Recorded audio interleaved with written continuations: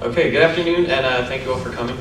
So basically, like Hannah said, I'm going to be talking about financial implications of Tommy John surgery and UCL's tears that result in Tommy John surgery, and taking an actuarial approach kind of from the perspective of a general manager as to how they would approach this and in turn give salaries to players.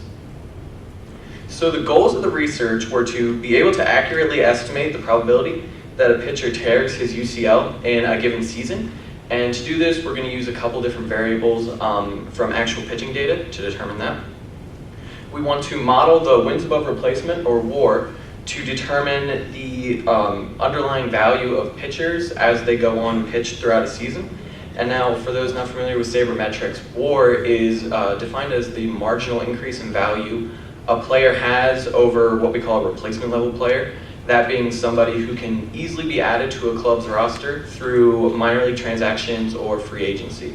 It's said that a team made up of all replacement level players will still get about 48 wins in a 162 game MLB season.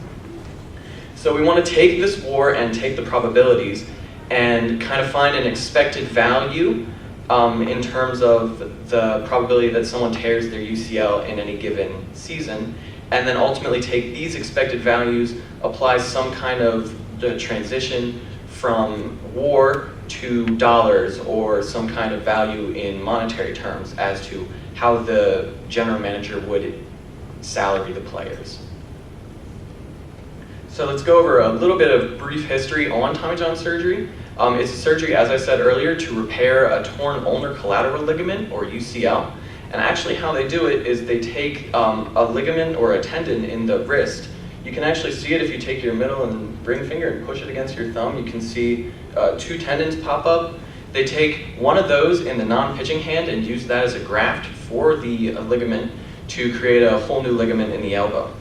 It was first performed on Tommy John the pitcher by Frank Jobe on September 25th, 1974, and it was actually a huge success as Tommy John went on to pitch until 1989. Over 1/3 of active pitchers in the MLB today have had the surgery, and actually this year is kind of an epidemic. It's on pace to be the worst season in history for Tommy John surgeries. We have 11 in the first month of the season.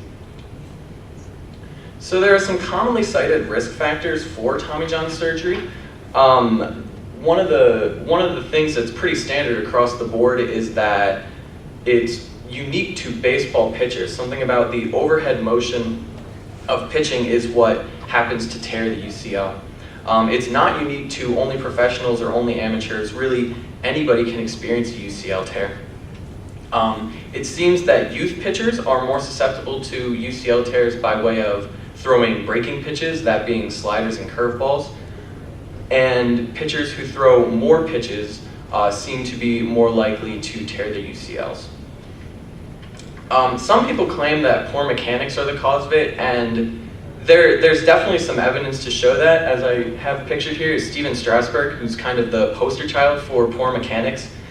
He plants his plant foot a little early and does what they call the inverted W. In the picture you can see how his arms are kind of making an upside down W when he pitches.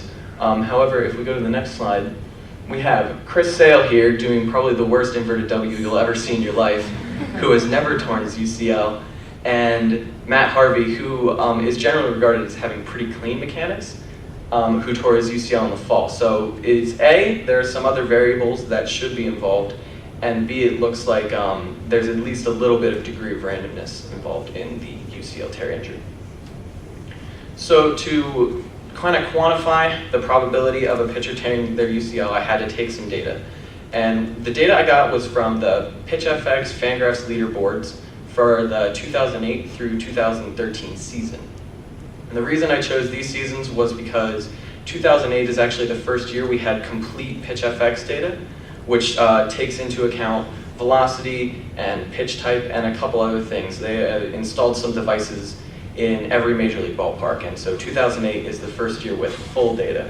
And so we looked at a couple different factors of the pitchers using this data, and I just included a graph here so you could all see that's the number of Tommy John surgeries in every year, which hovers right around 16 a year, with one large outlier in 2012 and a possible huge outlier in 2014 as well.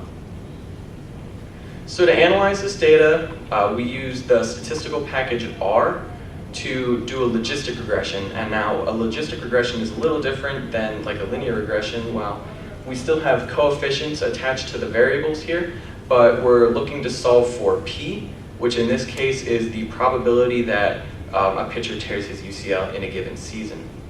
So using the factors in the table here, we found that only age and fastball velocity were significant variables with a level of 0.05. So what we did was we continued and did a linear regression running just those models. So on the table here is my results from linear regression running just age and fastball velocity. And as you can see down here in the formula, age has a negative coefficient, meaning that younger pitchers are more likely to tear their UCL. And fastball velocity has a positive coefficient, meaning that pitchers who throw faster fastballs are also more likely to tear their UCL. And as evidence, I included two graphs. As you can see, the UCL tear pitchers threw about a 92.5 mile an hour fastball on average, whereas the healthy pitchers threw roughly 91 mile an hour fastball, which is a pretty significant difference when you're talking about averages. And the average age for a pitcher who was injured was about 26, and the average age for a pitcher who was healthy was 28. So there is a pretty big difference here in the numbers, so it looks like our model might actually be correct and valuable. So then we can use these predicting values here, down here in P, to determine the probability that a given pitcher will tear his UCL in any given season. So what do we do with these values? Well, it's pretty known that the WAR will change for a pitcher when he has Tommy John surgery. One of the most obvious examples of this is the pitcher needs to rest for at least a year, roughly 18 months sometimes. And in that time, they can't compete, so they can't get any value for their team. So what I did was I took the average of the pitchers, and this is the ratio from their pre-Tommy John WAR compared to each subsequent year. As you can see, the first year is very low because most pitchers are still in the rehabilitation phase during the first year. And it slowly climbs back up to their level of competitiveness before. So there's a definite change here, and you can kind of quantify an expected value using the probabilities you calculated in the formula in the previous slide. And what you would want to do then is determine a market salary based on their expected WAR. Using this graph down here, that is the dollar per WAR calculation from years 2007 to years 2013. So as you can see, it's going up, so you would need to model the WAR in the future and then model the dollar per WAR calculation also in the future to determine the actual amount that you would want to pay a pitcher. So like I said before, general managers are really the main audience for this kind of research because they're the ones who salary the pitchers and who really need to determine the injury risk. But there are some other people who can benefit from this. One of them, or a couple of them, being pitching coaches, managers, and training staffs. They should know that younger pitchers who throw faster are more likely to tear their UCL, so they may want to cater their care towards them or put an inning cap on those types of people or something like that.